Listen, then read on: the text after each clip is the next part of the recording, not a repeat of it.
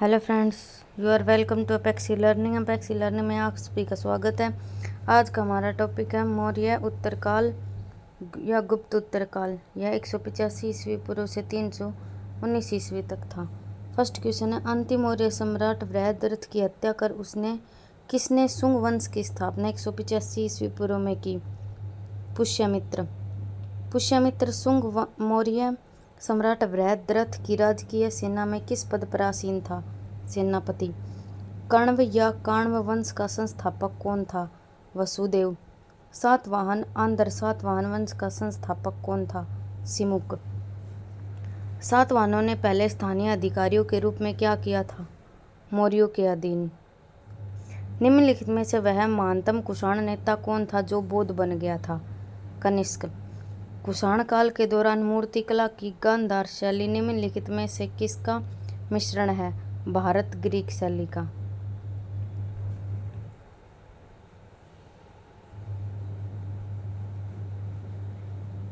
Next question है, कनिष्क की राजधानी थी पुरुषपुर। पुरुषपुर निम्नलिखित में से किसका दूसरा नाम है? पेशावर का। चरक किसके राज्य चिकित्सक थे? कनिष्क। तक्षशिला के प्रसिद्ध स्थल होने का क्या कारण था? गांधार कला। भारत में सर्वप्रथम स्वर्ण मुद्राएं किसने चलाई? Indo Bactrian.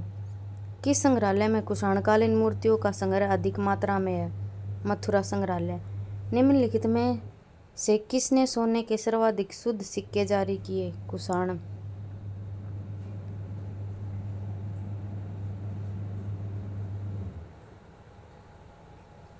सातवाहनों के समय में मुद्रा सर्वाधिक किस धातु के बने? सीसा। निम्नलिखित में से कनिष्क के समकालीन कौन थे? नागार्जुन, अश्वघोष, वसुमित्र। किस वंश के शासकों ने ब्राह्मणों एवं बौद्ध भिक्षुओं को कर मुक्ति, भूमि या गांव भूमि अनुदान देने की प्रथा आरंभ की? सातवाहन। भारतीय रंगमंच में यवनिका प्रथा का शुभारंभ किसने किया? यूनानियों ने। भारतीयों के महान रेशम मार्ग किसने आरंभ कराया? कनिष्क ने। निम्नलिखित में से किसने बड़े पैमाने पर स्वर्ण मुद्राएं, सोने की मोहर चलाई थी? कुषाण शासकों ने। चरक और नागार्जुन किसके दरबार की शोभा थे? कनिष्क।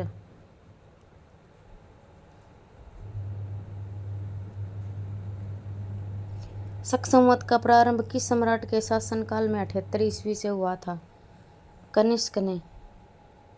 तक्षशिला विश्वविद्यालय स्थित था पाकिस्तान में। प्राचीन काल में कलिंग का महान शासक कौन था? खारवेल। कुषाण काल में सबसे अधिक विकास किस क्षेत्र में हुआ था? वास्तुकला। सातवाहनों के ने आरंभिक दिनों में अपना शासन कहाँ शुरू किया? आंध्र।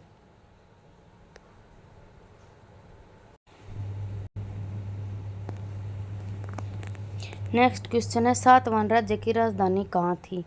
पैठन। प्रतिष्ठान। निम्नलिखित में से कौन सा अभिलेख कलिंग नरेश खारवेल से संबंधित है? हाथी गुम्फा। किस सातवाहन नरेश ने गाथा सप्तशती नामक महत्वपूर्ण कृति की रचना की? हाल।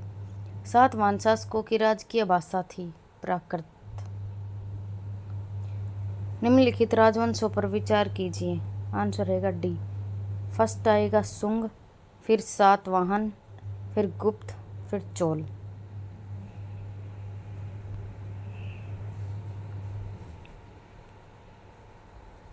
मौर्य साम्राज्य के ध्वंस के पश्चात कई आक्रमणों की श्रृंखला रही। भारत पर सबसे पहले आक्रमण निम्नलिखित में से किसने किया? Bactrian Greek. सूची 1 को 2 के साथ सुमेलित कीजिए। शासक और उपाधि। आंसर रहेगा डी। ए का फिफ्थ, अशोक का प्रियदर्शी। बी का फोर्थ, कनिष्क देवपुत्र। सी का सेकंड, खारवेल कलिंग चक्रवर्ती। और डी का 3,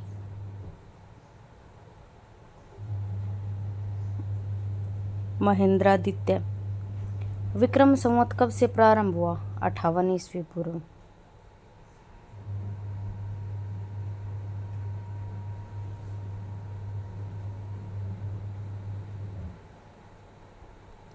नेक्स्ट क्वेश्चन में सूची 1 को 2 के साथ सुमेलित करना है। आंसर डी रहेगा। ए का फोर्थ, विक्रम संवत्सर 58 ईस्वी पूर्व। बी का थर्ड, शक संवत्सर बी का थर्ड 78 ईस्वी पूर्व, गुप्त संवत्सर सी का सेकंड 320 और ये कली संवत्सर फर्स्ट। मौर्यों के बाद दक्षिण भारत में सबसे प्रभावशाली राज्य था सातवाहन। बुद्ध की खड़ी प्रतिमा निम्न में से किस काल में बनाई गई? कुषाण काल। शुंग वंश के बाद किस वंश ने भारत पर राज किया? कण्व। किस चीनी जर्नल ने कनिष्क को हराया था? पेन चाओ।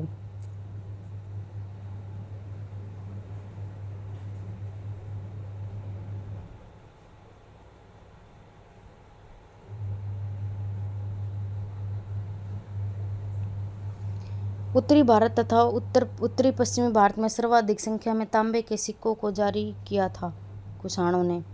कुषाण फारस की खाड़ी और लाल सागर से होकर व्यापार करते थे। उनकी सुसंगठित नौसेना उच्च कोटि की थी। आंसर है सी। ए सही है किंतु आर गलत है। ए वाला सही है और आर वाला गलत है। जो कला शैली भारतीय और ग्रीक यूनानी शैली का सम्मिश्रण है उसे कहते हैं गांधार। कनिष्क बौद्ध धर्म की किस शाखा का अनुयायी था जिसका प्रसार उसने मध्य एशिया व सुदूर पूर्व में किया? महायान। कनिष्क के शासनकाल की सर्वाधिक महत्वपूर्ण घटना कौन सी थी? चतुर्थ बौद्ध संगीति।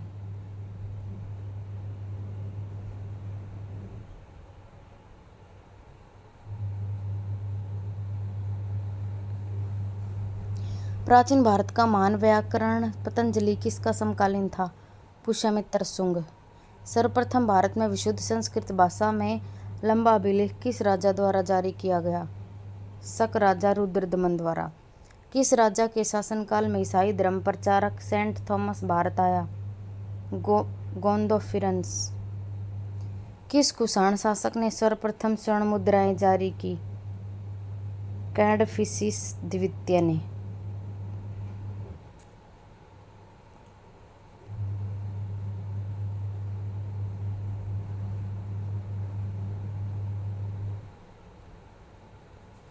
नेक्स्ट क्वेश्चन है किस वंश के शासकों ने क्षत्रप प्रणाली का प्रयोग किया? शकों ने। त्रातार मुक्तिदाता की उपाधि किस वंश के शासकों ने धारण किया? शक। प्राचीन काल के भारत पर आक्रमणों के संबंध में कौन सा सही कालानुक्रम है? यूनानी, शक, कुषाण। भारत में प्रथम बार सैनिक शासन व्यवहार में लाया गया ग्रीकों द्वारा। ईसा पूर्व दूसरी सदी के प्रारंभ में उत्तरी अफगानिस्तान में स्थापित भारत यूनानी राज्य था बैक्टीरिया।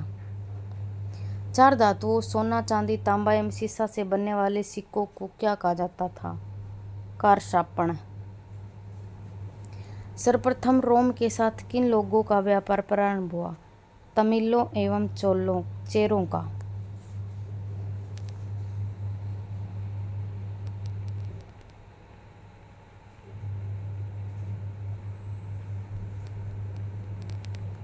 नेक्स्ट क्वेश्चन है हमारा मौर्योत्तरकालीन प्रमुख बंदरगाहों में कौन असत्य है?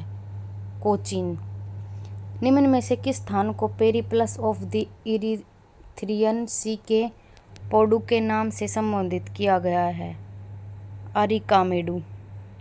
मौर्य उत्तरकाल में किसने भारत में हिंदू यूनानी राज्य की स्थापना की? डेमेट्रियस। निम्नलिखित में से किसने अपने जीवन के उत्तरार्ध में अपने पुत्र के हाथों में राजसत्ता सौंपकर बौद्ध भिक्षु हो गया? मिनांडर। कुषाणों का संबंध था चीन की युच्ची जनजाति से।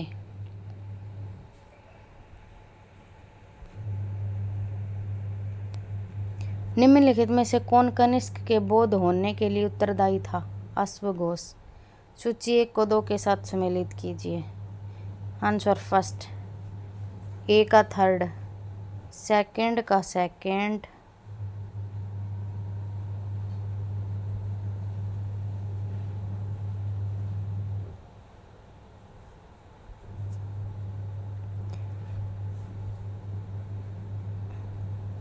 इसमें रहेगा ए का फर्स्ट, इंडो ग्रीक, हिंद यवन, शक, सिथियन, पार्थव, पहलव। अगला क्वेश्चन भी यही है। सूची 1 को 2 के साथ सम्मिलित कीजिए। आंसर रहेगा फर्स्ट, सुंग विसिदा, चेदी कलिंग, सातवाहन प्रतिष्ठान या पैठण कुषाण पुरुषपुर या पेशावर। रोमन साम्राज्य के अनुसरण पर किस वंश के शासकों ने कैसर सीजर की उपाधि ग्रहण की? कुषाण।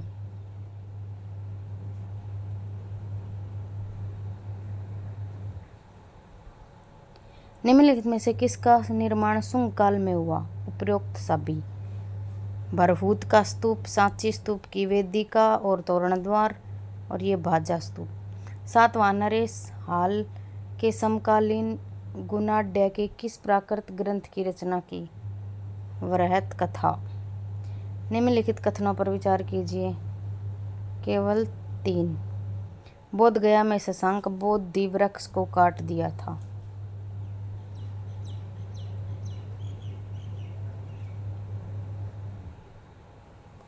निम्नलिखित में से किस अभिलेख में चंद्रगुप्त मौर्य और अशोक दोनों का उल्लेख किया गया है? अशोक और गिरनार अभिलेख। प्राचीन भारत में निम्न में से किस एक ने नियमित रूप से सोने के सिक्के चलाए? कुषाण। कलिंग नरेश खारवेल किस वंश से संबंधित था? चेदी। प्राचीन भारत में देश की अर्थव्यवस्था में अत्यंत महत्वपूर्ण भूमिका निभाने वाली श्रेणी संगठन के संदर्भ में निम्नलिखित में से कौन सा कथन सही है? केवल 2 और 3। श्रेणी वेतन काम करने के नियमों, मानकों और कीमतों को सुनिश्चित करती है। श्रेणी को अपने सदस्यों का न्याय अधिकार होता है। Thank you friends. वीडियो अच्छी लगी हो तो लाइक करें, चैनल को सब्सक्राइब करें, ज़्यादा से ज़्यादा शेयर करें। मिलते हैं अपनी नेक्स्ट वीडियो में।